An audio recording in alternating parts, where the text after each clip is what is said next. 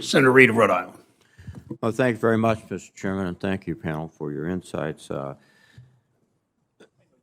The restructuring officer, John Ray, described in detail the absence of audited or reliable financial statements, absolutely no internal controls. Professor Allen, I'd like to ask a few questions about FTX and how they were able to get away with essentially cooking the books. First, was FTX a publicly traded company? No. No.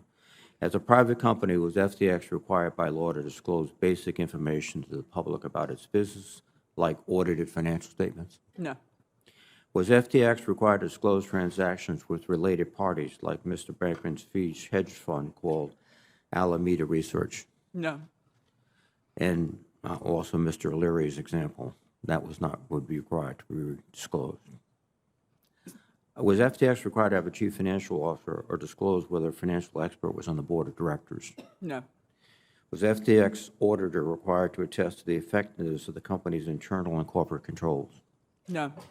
And if FTX had been a publicly traded company, would it have been required to make the disclosures and attestations that we've just discussed? Sorry, I missed that question. If FTX had been a publicly traded company, would it have been required to make the disclosures and attestations that we've just discussed? Yes. Okay. Thank you very much. And it's just not that FTX is a private company. In fact, just about all the biggest companies in the crypto industry are also privately held.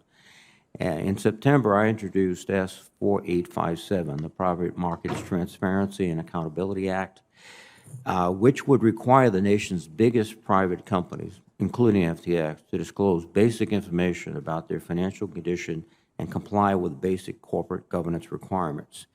And according to a letter from the North American Securities Administration, this legislation, in their words, would have made it easier for all of us to spot or prevent the alleged fraud and other misconduct at FTX earlier.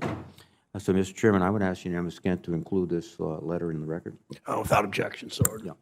The whole point is that we've all talked about the need for regulation, and I think that's obvious. And we have many mechanisms pending here in the Senate and the House to do that. We just have to move quickly. I would suggest this is a good place to start. And a final question, Professor Allen. Do you think that would have helped illuminate what was going on in FTX? Yes, I think so. I mean, attestations and proof of reserves and other forms of accounting disclosures common in the crypto industry, they don't include the rigor, the independence, and the professional skepticism we get from auditors. But I would note that we should be wary of FASB's moves to implement fair value accounting for crypto assets, because accepting market valuations from the crypto industry could potentially undermine the value of the audit function, and that's something to be wary of. Thank you very, very much. When we talk about crypto tokens, in fact, it's reported that FTX held about $900 million in liquid assets and $9 billion in liabilities when it failed. And the vast majority of FTX assets were illiquid cryptocurrencies created and promoted by FTX and Alameda. And the company held them at wildly optimistic valuations that turned out to bear little resemblance to reality. Can you explain how aggressive valuation practices contributed to the failure of FTX and put customers at risk, Professor? Sure. As I outlined in my written testimony, many crypto assets are created out of thin air, and there's no real basis for their valuation. There's simply no way to perform a sanity check on the valuations that are provided, as those assets trade entirely on sentiment. And so when assets trade entirely on sentiment, meaning what other people think they're worth, that creates a space where a significant amount of leverage can be created and fraud can easily go undetected. Thank you very much. Again, I think the one theme that seems to be consistent is that the need to regulate not just this industry, but private entities that are controlling a huge amount of funds that are investing in ways that are not obvious to the public or even to their own shareholders or equity owners.